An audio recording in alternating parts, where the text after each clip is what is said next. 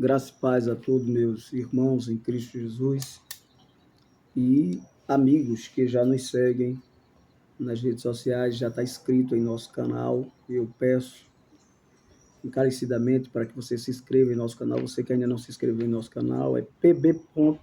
Samuel Nascimento de Melo. Estamos diante de mais uma EBD online, né? E se inscreva em nosso canal e seja um missionário também para levar essa palavra a outros que ainda não conhecem. E eu pedi a você que já é inscrito para multiplicar essa informação dessa aula tão maravilhosa que é a nossa aula da EBD, Escola Bíblica Dominical. A lição que vamos estudar domingo é a lição de número 5, que tem por título Os Inimigos do Cristão. Tá? Vamos estar estudando a lição de número 5. Domingo será o dia 5 de maio de 2024.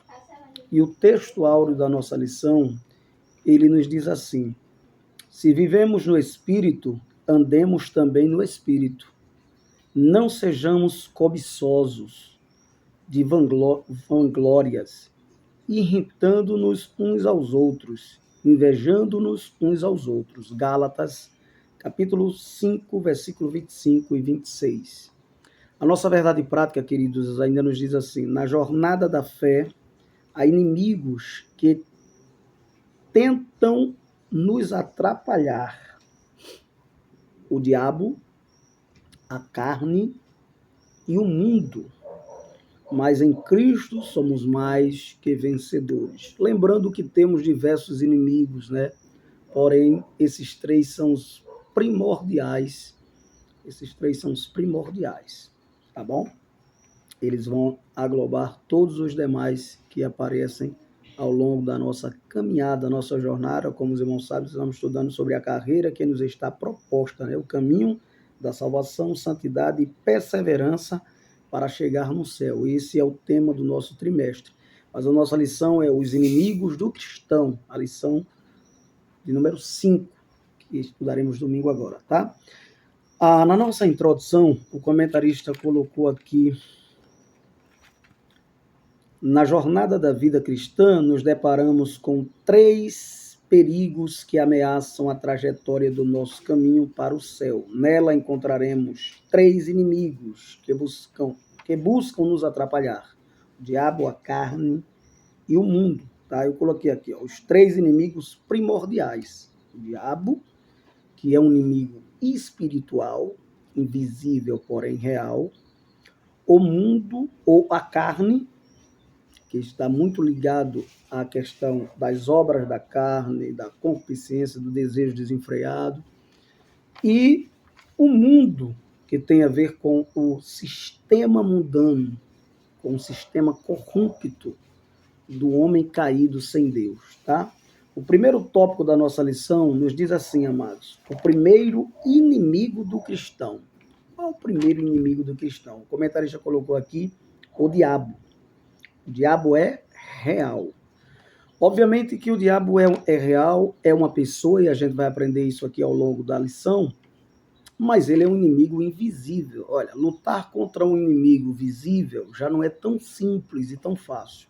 Agora imagina você lutar contra um inimigo que você não vê, que é invisível, porém real, mais real até do que as questões da matéria, do físico, tá bom? Então, o comentarista colocou: a existência do diabo como pessoa é descrita desde o primeiro livro da Bíblia. Isso a gente vai ver na tentação lá no Jardim do Éden, né? No Antigo Testamento, as ações de Satanás são descritas em Gênesis, em 1 Coríntios, em Jó. A gente vai ver um diálogo dele com Deus ali, referente a Jó, né? Quando o Senhor diz: de onde vens? Ele diz: venho de rodear a terra e passear por ela. No livro dos Salmos, em Isaías, em Ezequiel, né? Em Isaías vemos uma figura metafórica dele, em Ezequiel, apesar de estar falando de 2 reis, a gente vai explicar melhor lá na frente. Em Zacarias. Então, o Novo Testamento mostra a atuação do diabo por cerca de 25 vezes, das 29 passagens dos evangelhos em que Jesus o menciona em seu ministério. Nosso Senhor atesta a realidade de Satanás. o próprio Senhor Jesus atesta a realidade de Satanás. Eu coloquei aqui, ó, apesar de ser real, é invisível. Ele se apresentou no Éden, né, como serpente, é isso? E no Apocalipse ele se apresenta como um dragão vermelho e a antiga serpente, né? Esse nosso inimigo, o diabo, ele induz o homem ao pecado, que tem a ver com o significado da palavra tentação, significa indução ao pecado. Desde o Gênesis, ele induz ao pecado até o Apocalipse. Queridos, sobre esse inimigo, a sua origem, personalidade, caráter, né, ou mau caráter, se encontra, em princípio, numa metáfora, como eu já falei de início, de dois reis da Bíblia. Um é Isaías, que está citado em Isaías, no capítulo de número 14, tá? No capítulo de número 14, e o versículo número 4 ao 23, e em Ezequiel, no capítulo número 28, do versículo 1 ao 18, tá? O primeiro Senhor, o próprio Senhor Jesus, como eu já falei, ele atesta, né, a realidade desse inimigo. Está em Mateus 13 e 39. E está também em Lucas 11 e 18. Ele diz que viu Satanás cair do céu como um raio, tá? Esse foi o primeiro subtópico do primeiro ponto da nossa lição, que foi o primeiro inimigo, o primeiro inimigo do cristão, que é o diabo. Segundo subtópico nos diz a descrição de Satanás. Como a Bíblia narra, descreve Satanás? Meus amados irmãos, ela descreve, há uma narrativa bíblica contida nos livros de Isaías e Ezequiel, como já falei, que fala literalmente de dois reis, tá? Dois reis. Um se referindo a Nabucodonosor e o outro é o rei de Tiro, tá certo?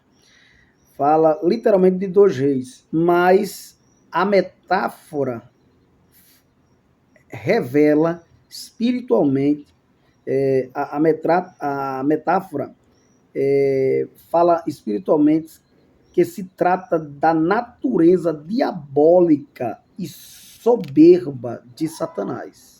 Isso a gente vai ver bem claro aí no livro do profeta Ezequiel. Queridos, no livro do profeta Ezequiel, tem passagens ali do capítulo 28, e no decorrer da leitura, eu vou pegar a Bíblia para melhor ficar aqui, tá?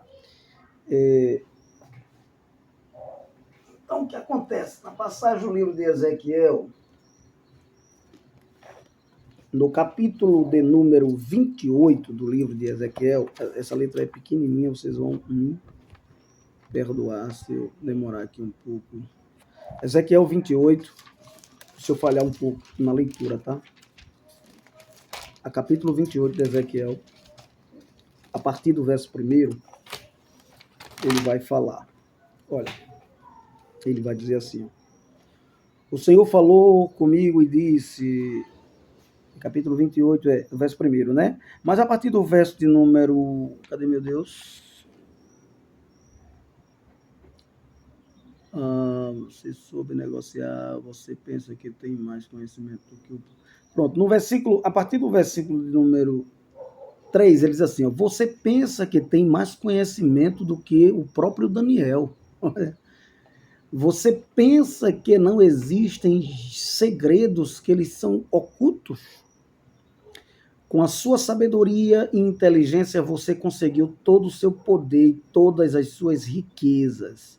Você soube negociar com inteligência e assim aumentou suas riquezas, e foi por causa delas que seu coração ficou cada vez mais orgulhoso, soberbo.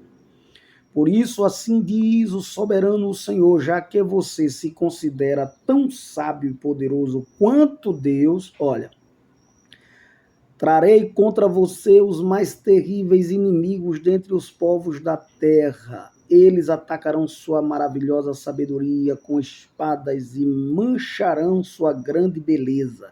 Eles os levarão até o reino dos mortos. Você será morto com muitos golpes em suas próprias cidades, ilhas no coração dos mares, do mar. Será que diante da espada do seu matador você ainda vai querer insistir que é um Deus?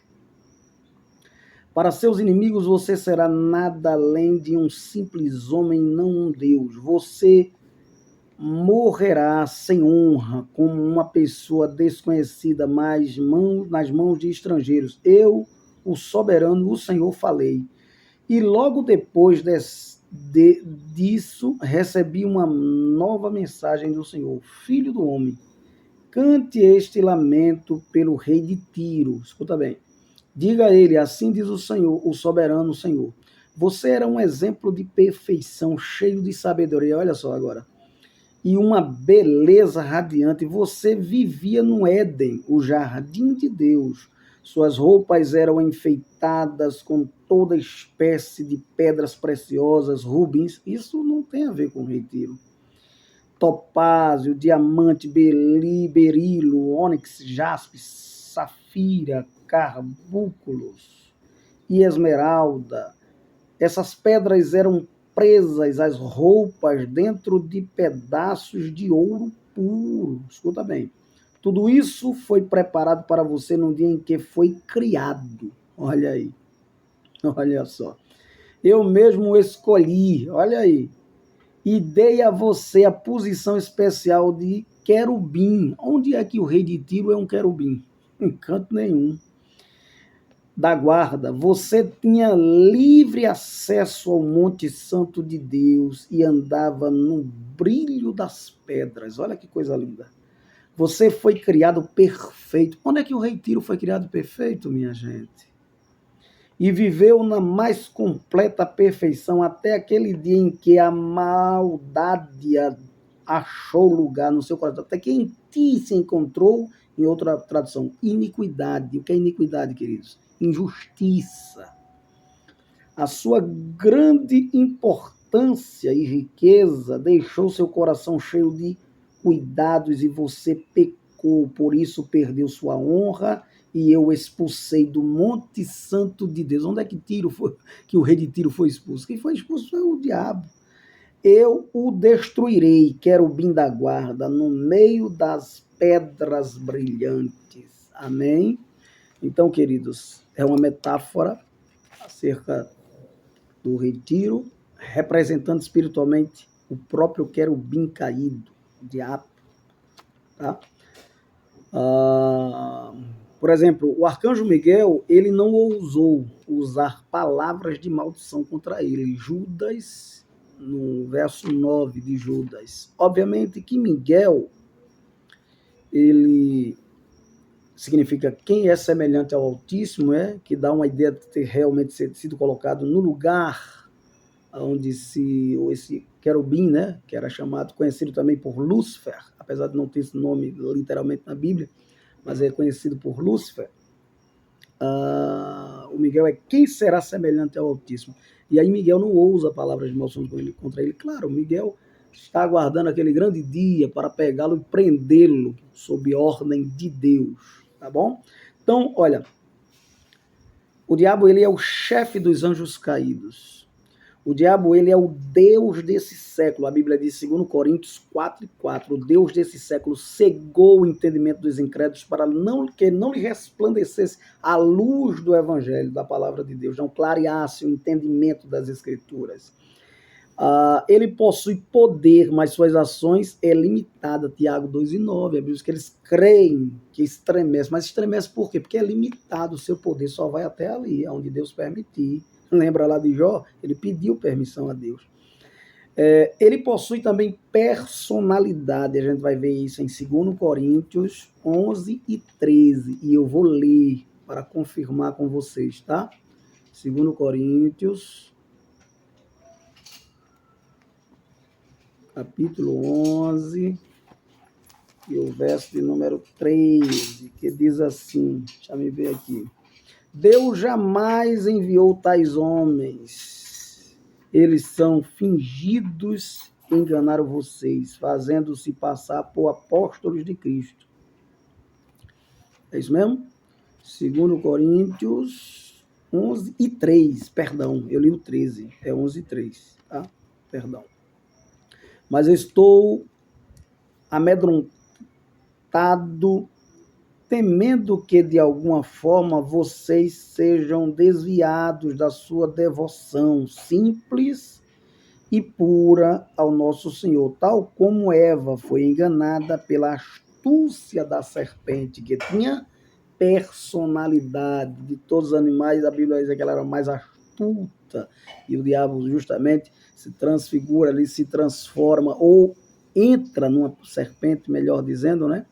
E se utiliza dela, porque há 3 linhas de interpretação. Uma que ele estava por trás da serpente, outra que ele se transfigurou, ele se transformou em uma serpente, se personificou, e outra que ele, de dentro da serpente, entrou dentro do animal. O diabo entra dentro de animais, o Espírito Santo não. O Espírito Santo não. O diabo entrou nos porcos, o diabo entrou na serpente, e entra em qualquer um outro animal. No Espírito Santo não. O Espírito Santo, Deus usa. A questão de Pedro mesmo, que a Bíblia vai dizer que alguém vai dizer assim, não, mas Deus usou até a jumenta, né, de Balaão, né, na questão de Balaão. Deus abriu, Pedro vai dizer que Deus abriu o entendimento dela e colocou voz humana. Foram 2 milagres, tá?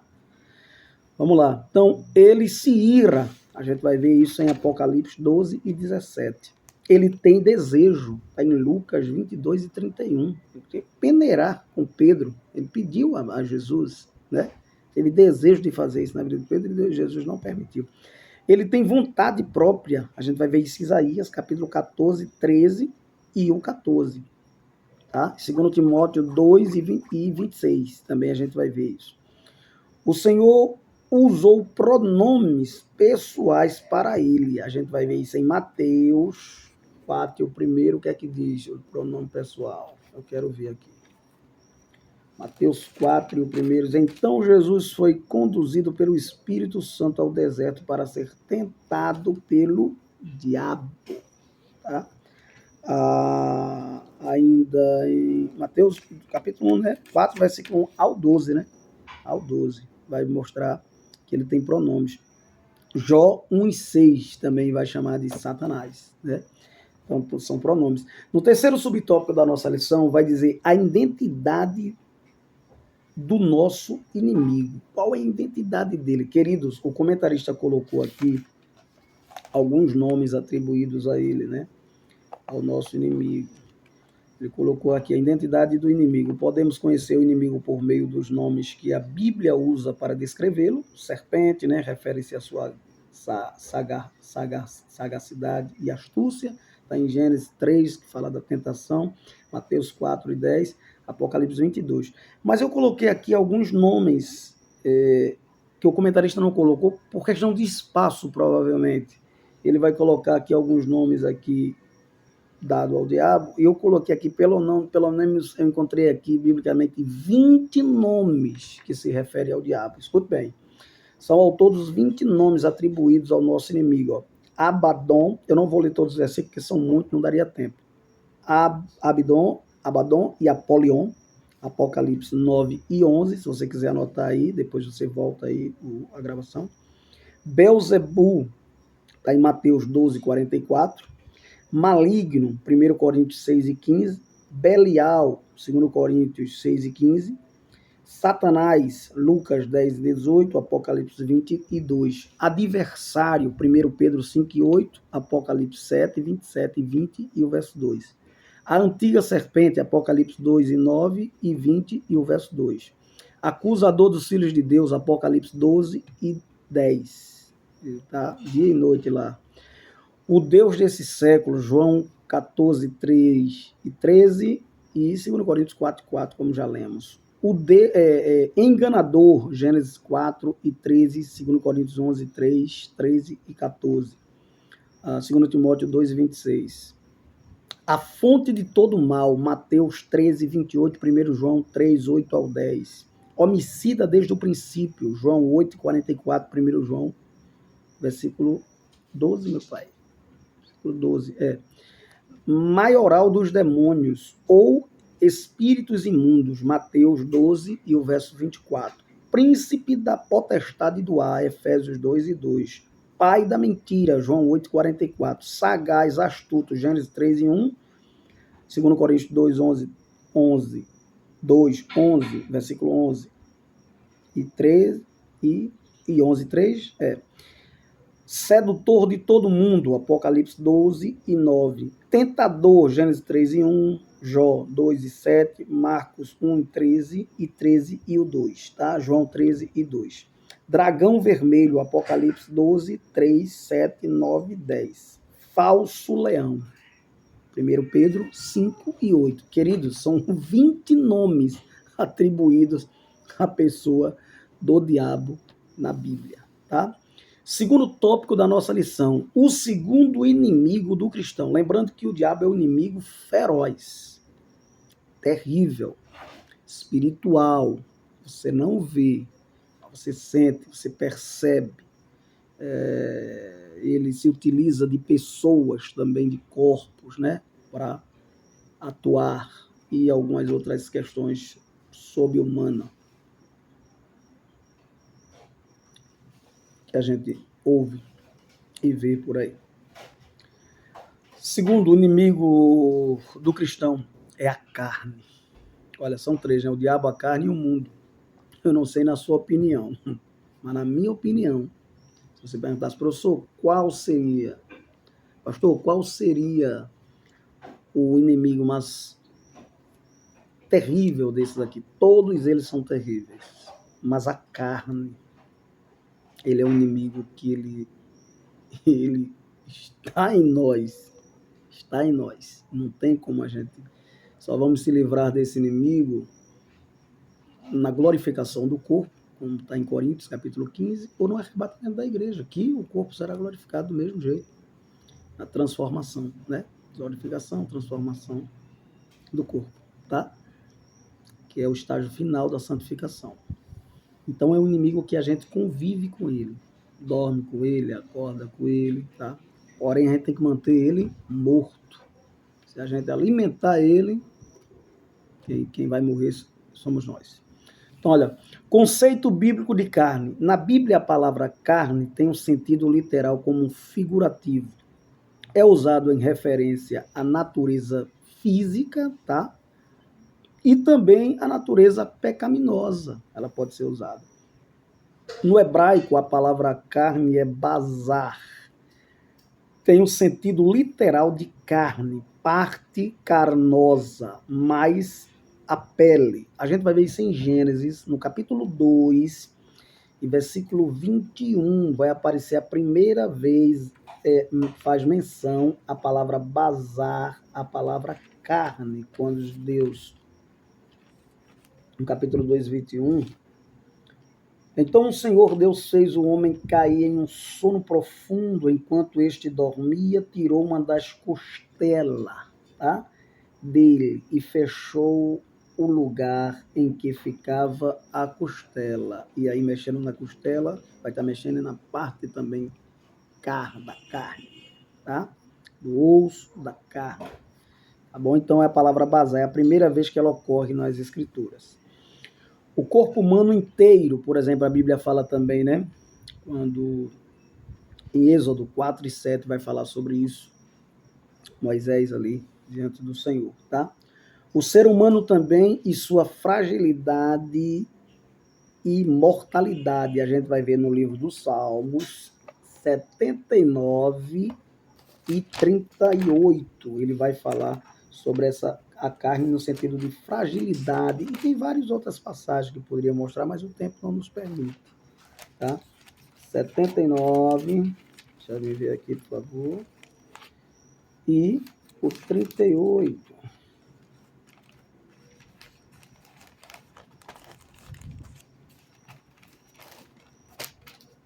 E 38, meu Deus, é isso mesmo? E 39? 78 e 39, tá? 78 e 39, diz assim a palavra de Deus. Pois lembrava em que eram homens, meros homens mortais, cuja vida some no instante, como a brisa passageira que não retorna. Fragilidade, né?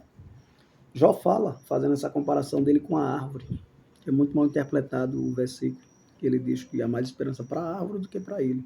A árvore, ao cheiro das águas, brotará, renovará, e ele morreu, acabou-se, né? Ele não tinha ainda a noção que a gente temos e a informação da doutrina da ressurreição. A teologia ela é progressiva, ela vai sendo desenrolada ao longo dos anos, tá?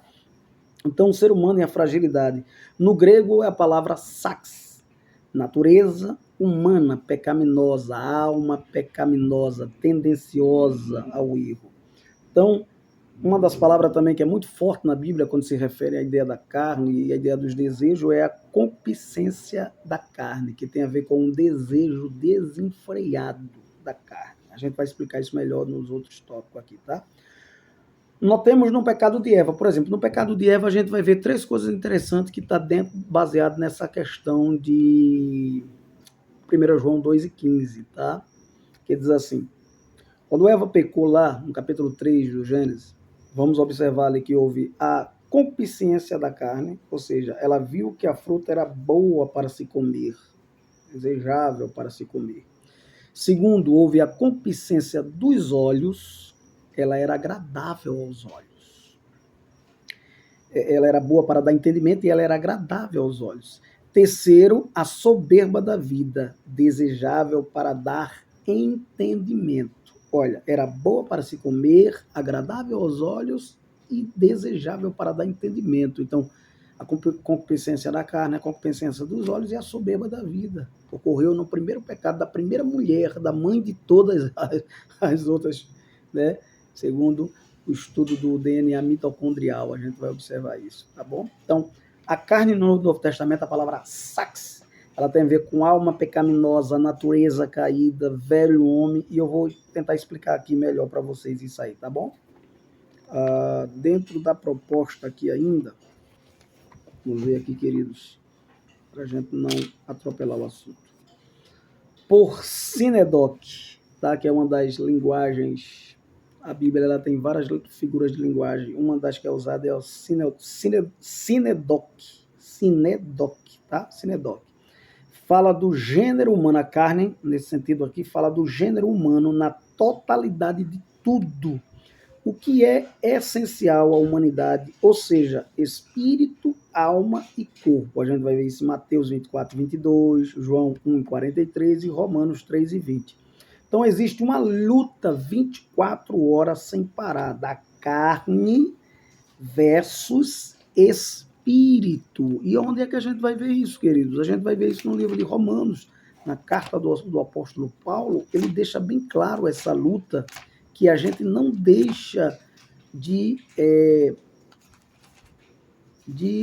batalharmos todos os dias, de manhã, de tarde, de noite ao acordar. Então, diz assim, ó, em Romanos, portanto, agora não há condenação para aqueles que pertencem a Cristo Jesus. Portanto, o poder do Espírito doador da vida, e eu recebo este poder por meio de Cristo Jesus, livrou-me da lei do pecado. Qual era a lei do pecado, queridos? E da morte. Não estamos a salvos das garras do pecado. Não estamos livres de pecado, tá? Só pelo fato de conhecermos os mandamentos de Deus. Pois não podemos guardá-los, mas Deus pôs em ação um plano diferente a fim de nos salvar. Veja que coisa maravilhosa. Ninguém cumpriu os 10 mandamentos, a não ser Jesus Cristo. Pôs em ação um plano diferente a fim de nos salvar. Ele enviou seu próprio Filho em corpo humano como nosso, a fim de destruir o controle do pecado. Veja bem, o controle do pecado sobre nós, dando-se a si mesmo como sacrifício por nossos pecados. Quando aconteceu isso, queridos? Na cruz de Cristo. Assim, agora podemos obedecer às leis divinas se seguimos o Espírito Santo e não mais obedecermos à velha natureza pecaminosa. pecaminosa. Há uma luta 24 horas. A carne quer alimentar a carne, o espírito quer alimentar o espírito. É uma guerra, né? Um amigo meu dizia algo bem interessante, que quando aceitamos a Jesus, andamos carregando um caixão. E dentro desse caixão está lá deitado o nosso velho homem. No momento que a gente alimenta a carne, ele começa a respirar novamente, ressuscita e faz coisas absurdas. Mas o sangue de Jesus tem poder sobre a minha vida, sobre a tua vida. Crucifique a carne e vivifique o espírito, tá bom? Aquele que se deixa controlar por sua natureza humana, vivem tão somente para agradar a si próprio. Mas aqueles que vivem de acordo com o espírito constatam que tem a sua mente controlada pelo espírito. Olha, tudo está aqui, ó. Tá bom? É uma batalha espiritual. Seguir o Espírito Santo conduz à vida e à paz, mas seguir a velha natureza leva à morte. Há uma batalha terrível, né? Dentro dessa proposta aqui ainda, dessa batalha de carne versus espírito, eu queria falar para vocês uma pequena ilustração sobre o índio. O índio, como vocês sabem, eles não têm o entendimento que a gente tem de algumas coisas, mas eles falam na linguagem deles. E aí ele disse, olha, tem 2 cão dentro de mim. O camarada disse, como é índio, ele disse, tem 2 cão dentro de mim. Um pede para eu fazer o que é bom e outro pede para eu fazer o que é ruim. Aí o camarada perguntou, mas índio, qual deles vence? Qual deles é mais forte, mais poderoso? Aquele que eu mais alimentar. E é verdade. Mas Jesus nos dá uma dica. Jesus diz que a carne é fraca e o espírito é forte. Se você alimentar o espírito vai estar sempre na frente. Mas se você alimentar a carne, o espírito não vai ter domínio sobre essa carne. Tá bom? Porque ela não vai estar controlada com a mente de Cristo. Vamos lá? Terceiro subtópico do segundo ponto ainda.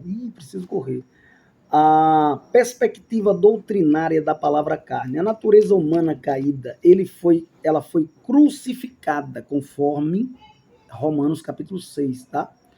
O pecado não tem domínio sobre vós. Romanos, no capítulo 6, versículo 14. Ele vai falar sobre isso. Eu vou abrir aqui em Romanos porque fica melhor. No capítulo 6 e o versículo 6 vai dizer que ela foi crucificada. Quer ver? Capítulo 6, versículo 6, ela diz assim: os antigos desejos malignos de vocês foram pregados na cruz, tá? Juntamente com ele.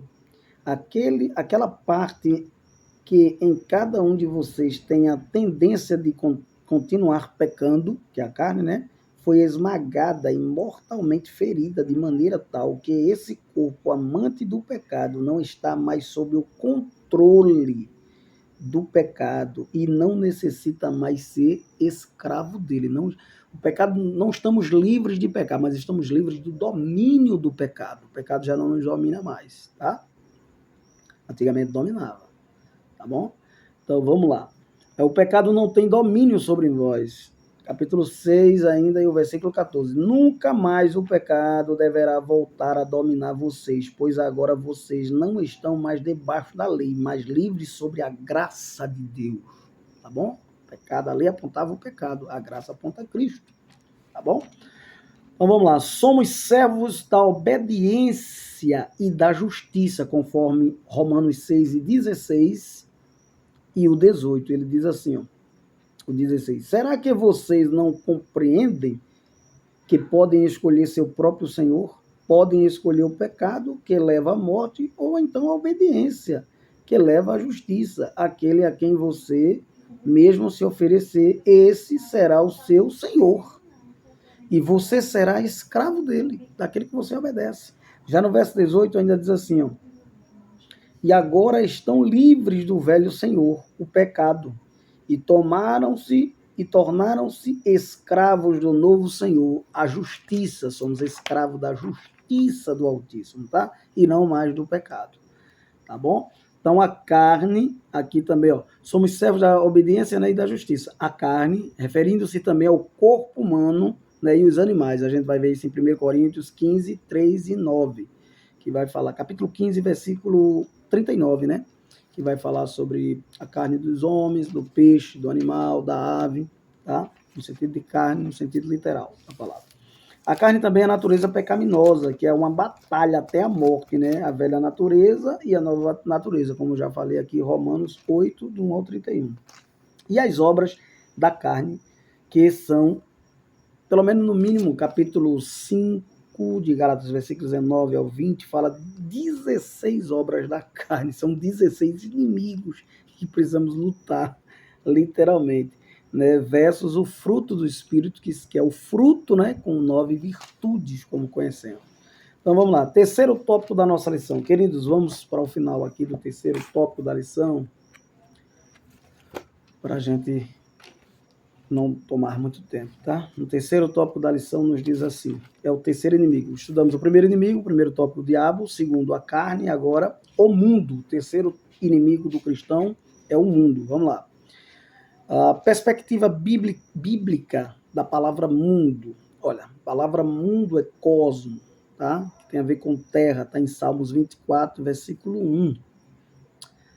Terra e toda sua plenitude pertence ao Senhor, tá? Então, há mundo também no sentido de conjunto das nações, ou seja, eu encontrei aqui, pelo menos, o comentarista colocou 4 tipos, né, de palavras referentes à palavra mundo. Eu encontrei mais uma, tá? Eu acredito que o espaço da lição não dá para o comentarista estender mais, então ele resume o máximo para que a gente possa entender. Então tem aqui o mundo cosmo, terra, o conjunto das nações, né, que também é chamado de mundos, 1 Reis 10 e 23, quando fala da passagem de Salomão, a raça humana, que é o gênero humano, fala também no sentido de mundo, Salmo 9 e 8, João 3,16, porque Deus amou o mundo, as pessoas de tal maneira para que todo aquele que nele crê não pereça, mas tenha vida eterna. E os que se opõem a Deus, que é o sistema corrupto, o mundo sistema corrompido pelo pecado, pelo vício, por tudo aquilo que vai de encontro a Deus, tá? Romanos 1,20, mudaram, né, o natural pela a questão antinatural, e aí transformaram as coisas que Deus fez perfeita, pura, em coisas imundas, tá bom? E ainda existe um mundo que a Bíblia vai chamar de mundo dos mortos. A gente vai ver isso em 1 Pedro 20, Apocalipse 20 e 13 e 1 Pedro 3, 19 ao 20, tá? Então, as duas grandes realidades quando a Bíblia fala do mundo, a terra, que é o cosmo, ou uma força espiritual que se opõe a Deus. A terra como cosmo, ou uma força espiritual que é o espírito do diabo já, né, atuando no mundo também, tem isso. Então, 3 níveis de vícios infames que o mundo nos oferece. 1 João capítulo 2, versículo 15, né, ao 16 lá, 18, vai mostrar. A concupiscência da carne, o comentarista vai colocar aqui, a concupiscência da carne, ele vai colocar aqui 3 níveis de vícios infames. As concupiscências da carne, dos olhos e a soberba da vida são níveis de vícios infames que todo cristão encontrará diante da sua jornada. Isso é inegável. A concupiscência da carne, por exemplo, inclusive a nossa primeira mãe, né, de todas as mulheres, a Eva, ela encarou isso aí, né? Aconteceu isso com ela. E ela cedeu. A concupiscência da carne tem a ver com a natureza humana completamente dominada pelo pecado, como já falei, se o pecado domina, ele se torna seu senhor. Corrompida, decaída, todo ato do corpo para fins maléficos e imorais. Eu coloquei aqui ainda. Dentro dessa perspectiva da concupiscência da carne, refere-se aos apetites sensuais do corpo que procedem da nossa natureza perversa, né? Que está ligado... por exemplo, um exemplo, a gente não pode citar muitos casos do tempo, mas o pecado da pornografia, o vício da pornografia, é uma coisa que tem atingido muitos lares, muitas pessoas, e a pessoa precisa se libertar disso. Tá? Precisa se libertar, porque senão a tendência é um abismo leva a outro abismo, ter problemas seríssimos na vida pessoal, espiritual, conjugal, moral, tá bom? E na quebra de princípios espirituais. Segundo, a concupiscência dos olhos. Ele vai falar aqui, a concupiscência dos olhos. Tem a ver com tudo que envolve a mente, a imaginação. Olha aí, a mente é um campo de batalha muito grande. Ela cria o desejo pelas coisas pecaminosas oferecidas pela mídia, pela música, pelos desejos carnais, pela arte, né, para ceder a esses desejos carnais. Eu coloquei aqui, ó. Aplica-se, a concupiscência dos olhos aplica-se aos desejos malignos suscitados por aquilo que vemos. A Bíblia vai dizer em Mateus, Jesus falando 6 e o 22 ao 24, que os olhos são a candeia do corpo. Se o teu olho for bom, todo o corpo te será bom. Se o teu olho for treva, tua vida vai ser uma treva demasiada. Tá?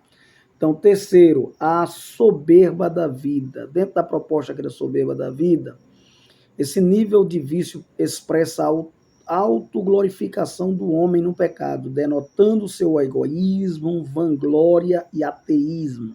É o homem da atualidade desprezando o Criador em oposição deliberada. É o antropocentrismo, o homem como centro de todas as coisas e não Deus mais como centro do universo, né? É o anseio pecaminoso por proeminência e glória, tá?